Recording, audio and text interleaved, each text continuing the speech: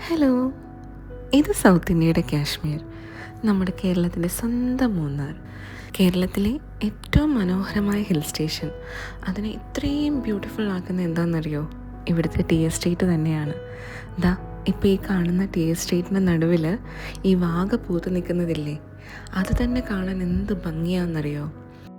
പിന്നെ നമ്മളീ പോയിക്കൊണ്ടിരിക്കുന്നത് മറയൂരിൽ നിന്ന് മൂന്നാർ ടൗണിലേക്കുള്ള റോഡിലാണ്.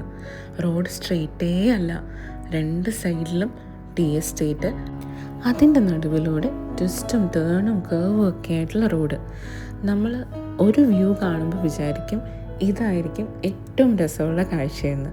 പക്ഷേ ഒരു വളവ് കഴിഞ്ഞ് അടുത്ത വളവിലേക്ക് എത്തുമ്പോഴത്തേക്കുമായിരിക്കും അതിലും ഗംഭീരമായിട്ടുള്ള മറ്റൊന്ന് കാണുക. അപ്പോൾ അങ്ങനെ ഓരോ സ്ഥലങ്ങളിലും നിർത്തി ഫോട്ടോയൊക്കെ എടുത്ത് ആ കാഴ്ചയൊക്കെ കണ്ട് ആസ്വദിച്ച് ഇവിടുത്തെ വെതറൊക്കെ എൻജോയ് ചെയ്ത് അങ്ങനെ ഒരു കുഞ്ഞു യാത്ര. ശരിക്കും പറഞ്ഞാൽ ഇവിടുത്തെ വെതർ അൺപ്രഡിക്റ്റബിളാണ്.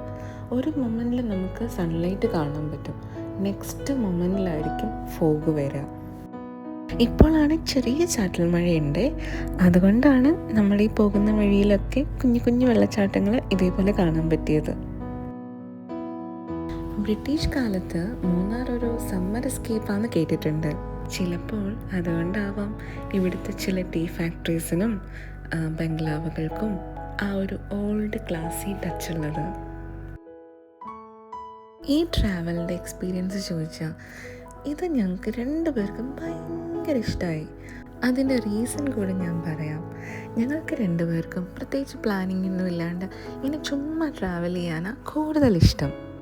ഞങ്ങളുടെ ലൈഫിൽ അങ്ങനെയുള്ള യാത്രകളാണ് ഞങ്ങൾ ഹൃദയത്തോട് ചേർത്ത് വെച്ചിട്ടുള്ളതും ഒരുപാട് നല്ല മെമ്മറീസും നമുക്ക് തന്നിട്ടുള്ളത്.